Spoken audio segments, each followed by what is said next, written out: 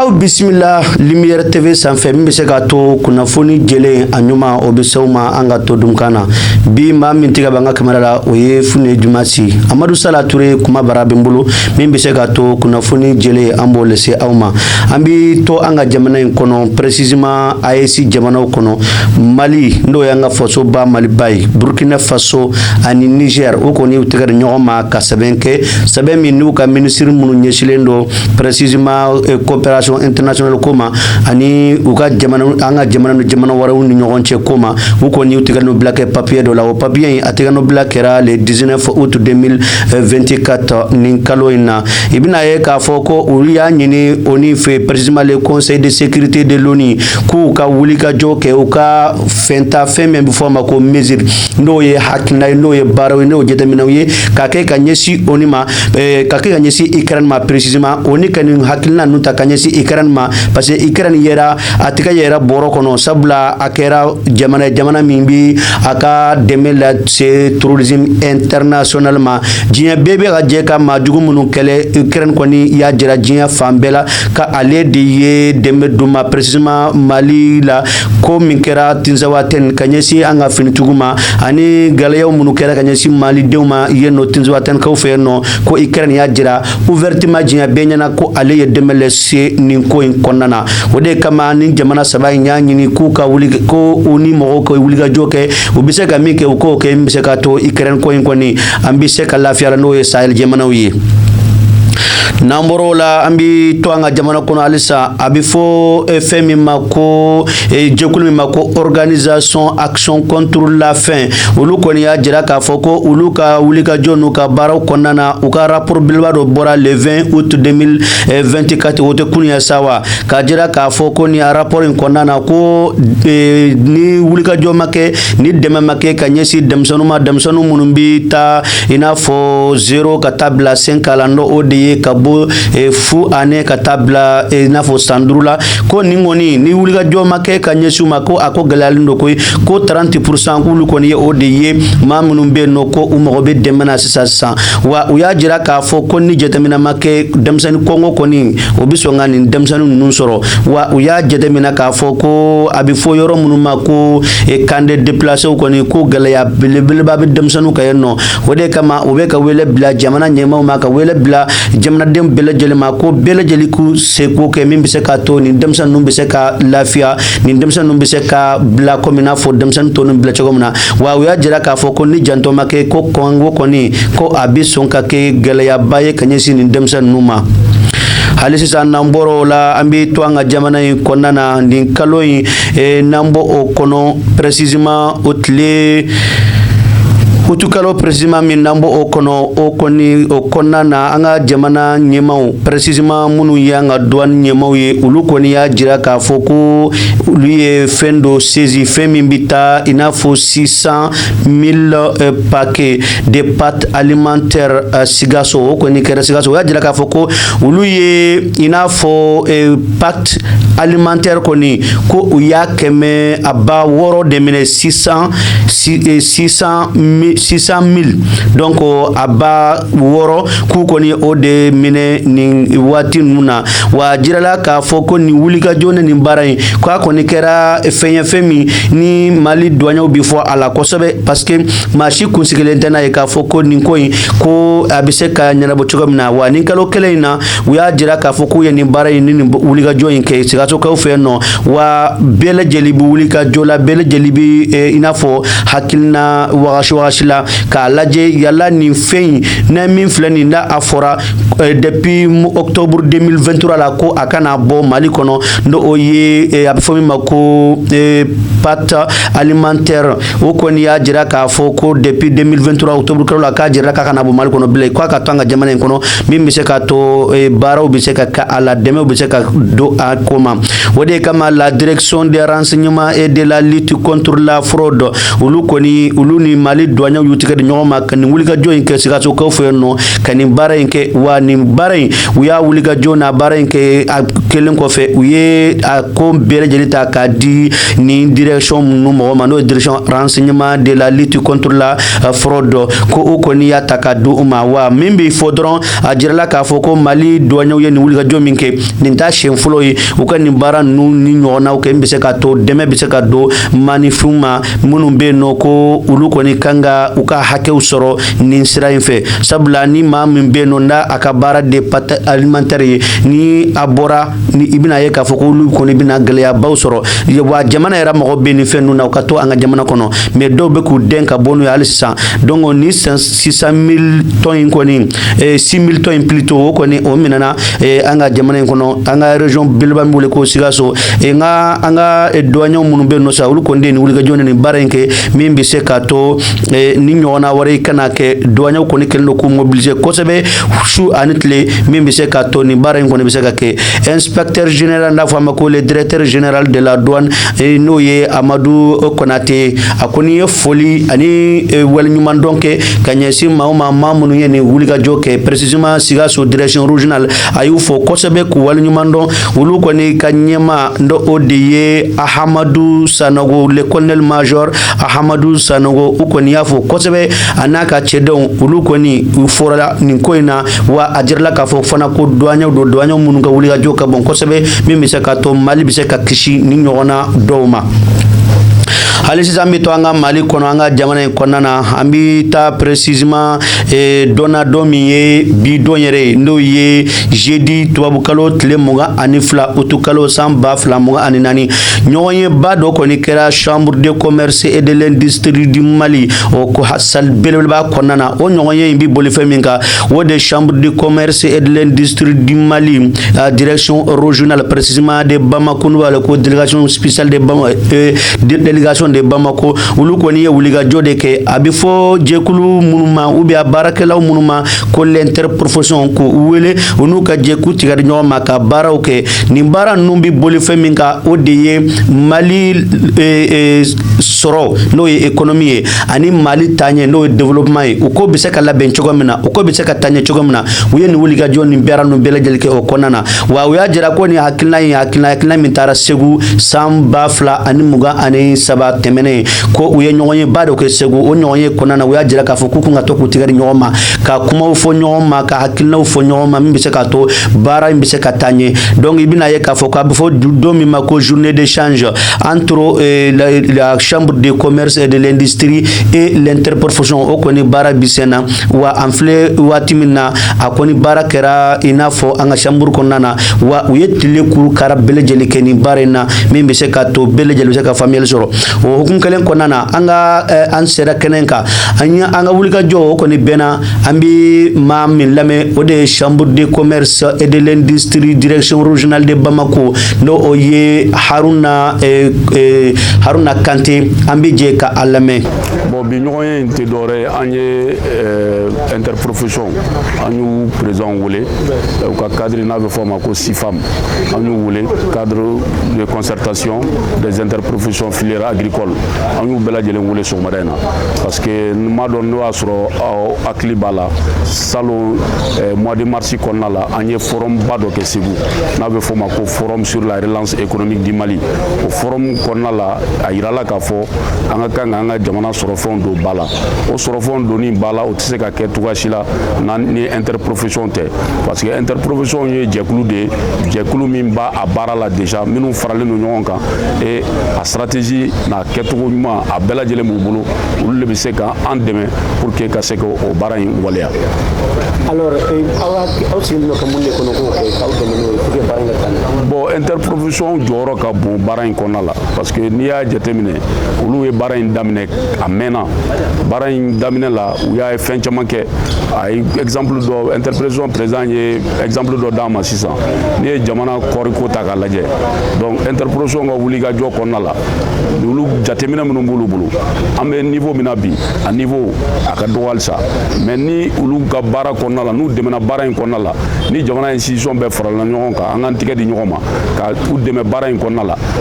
min folani am se ka temoka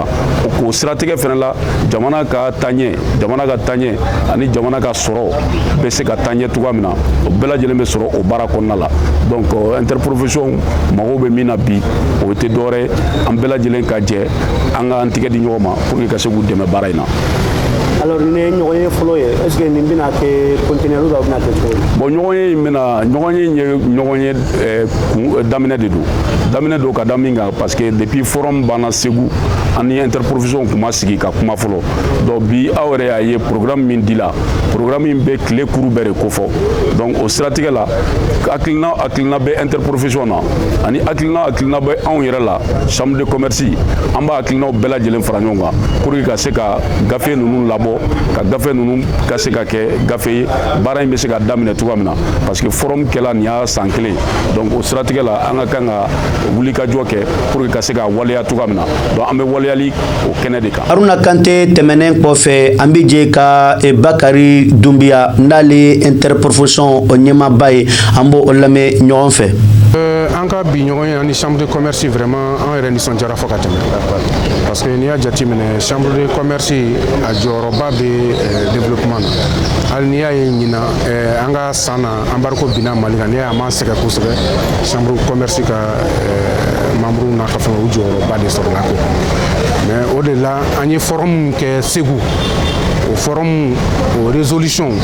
o recommandation an nana bi ka ɲɔgɔn ye ka o kumaw da yira ɲɔgɔn na et puis maintenant baara min fana bɛ yen interprofession bɛ se ka k'a kɔnɔ pour que baara nin bɛ se ka sabati ka développement di an ka jamana ma an bɛ o sira kan parce que bi n'i y'a jateminɛ interprofession 16 de bɛ yen et a 16 la min décollé bi fɔlɔ dɔɔni o ye coton de ye maintenant tɔ min fana bɛ yen n'u bɛ kɔfɛ minnu décollé la fana coton bɛ jɔyɔrɔ min na bi u bɛɛ bɛ tɛmɛ o jɔyɔrɔ kan n'i y'o jateminɛ ça veut dire que filière ninnu u bɛ se ka jamana ta ka bɔ nɔgɔ la. Mais nin b'a jira k'a fɔ ko aw ka ko bɛ ka don ba la jamana fɛ wa? Bon, an ka ko bɛ ka don ba la jamana fɛ déjà que ni la loi d'orientation agricole o de y'a to interprofession créé la n'an bɔr'o la sisan ka tila ka na accord cadre fana ka na o sira fana kan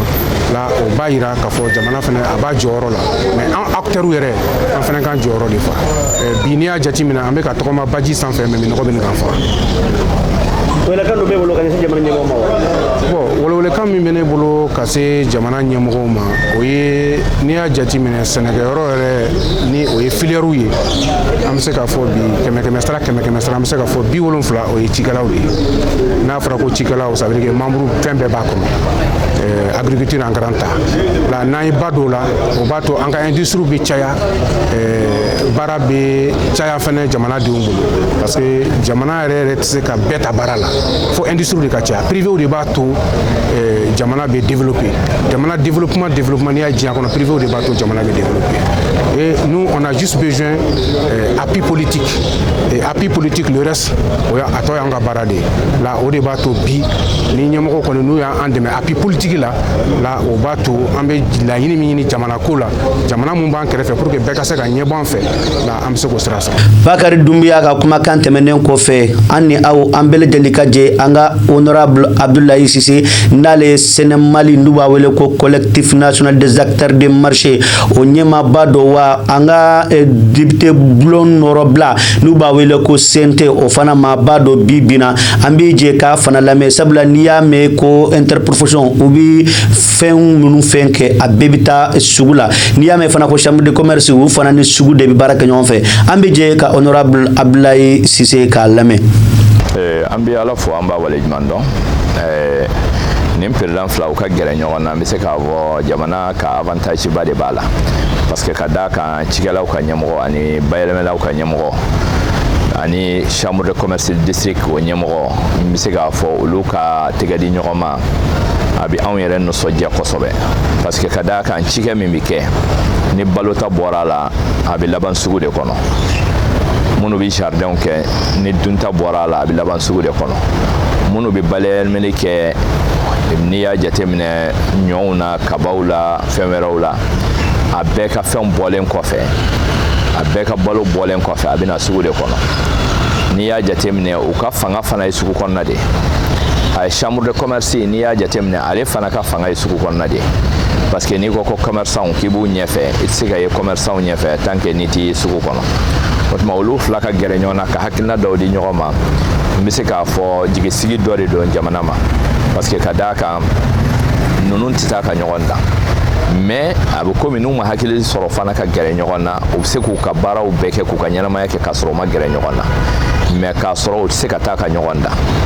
nin de b'a baara mais a bɛ laban nin de ka réseau kɔnɔ o tuma na o filɛ ne ka baara min boloda nin ye ne kɔni bolo baara ɲuman de don hakilimaya baara de don n bɛ se k'o de fɔ o tuma na n'a sera ka continuer fana a ka d'an ye. alors aw ye sugu mɔgɔw ye i yɛrɛ bɔra k'a fɔ mana fɛn fɛn kɛ a bɛ laban sugu de la mais aw n'u cɛla bi cogo di. an n'u cɛla basi foyi tɛ yen Dieu merci parce que n'i y'a jateminɛ an ka sugu ninnu kɔnɔ cikɛlaw b'a la n'i y'a jɛ bololabaarakɛlaw b'a la an kɛlen bɛ ka fɛn bɛɛ fara ɲɔgɔn kan o tuma na c'est pour cela ne yɛrɛ ka tɔn n'o ye Sénat Mali ye le collectif national des acteurs du marché du Mali an ma commerçant dɔrɔn tɔgɔ d'a la an y'a sɛbɛn ko sugu parce que sugu pourquoi i bɛna sɔrɔ mɔgɔ min bɛ ci kɛ bi n'i taara Sikaso place la Sugunikura la commerçant de don tiɲɛ de don mais cikɛfɛn minnu bɛ yen nɔ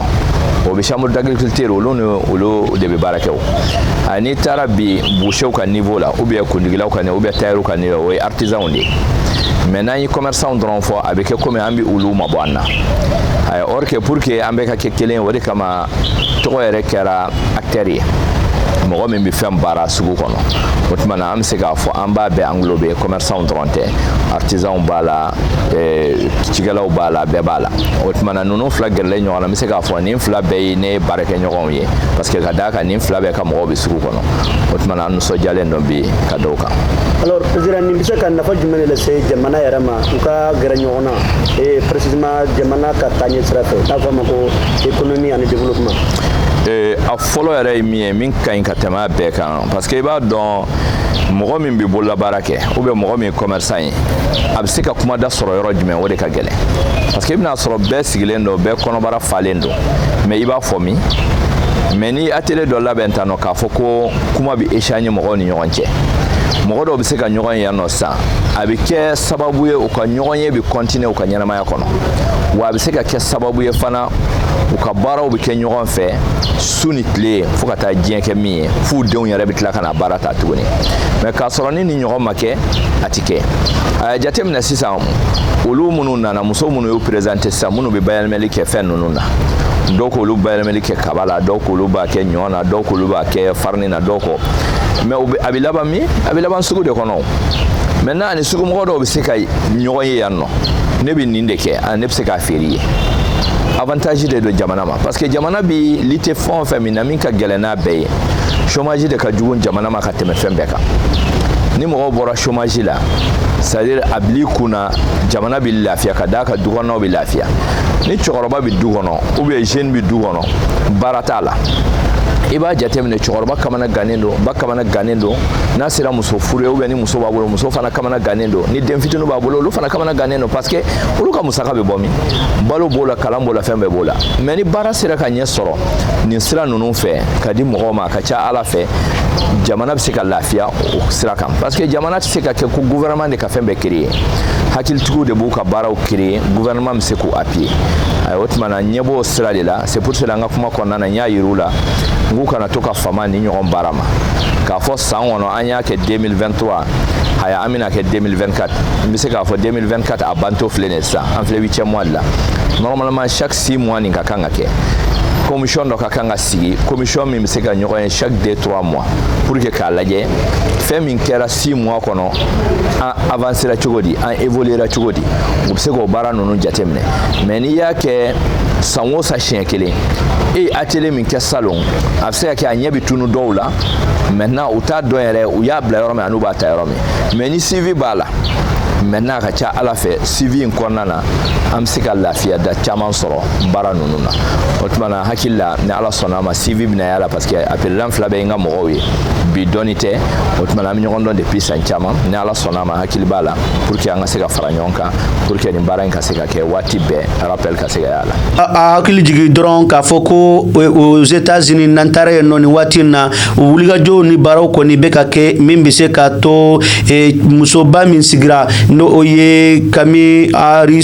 Kamala Harris ale ye demokratu koni ka chebo ye ni watina wa uya sigi kaba nyoye ba mi kera Chicago o ko yin koni belejeli kera o kunkum konana o nyoye kono aka mami nda ya wele ka fara yara ka nu bi se ka je ka lisi kelenge nyon fe mi se ka to bi dalan Trump bati o koni to de ko TM Valsa ibina ye ka fo ko Time Valsa ale koni ye maye mami sona ani Kamala Harris koni ka bara ke nyon fe mi se ka to Etats-Unis nyemaya obo nyini wa ibina ye ka fo ko ni sigi ni belejeli kera kle sabana donde kami koni no e Kamala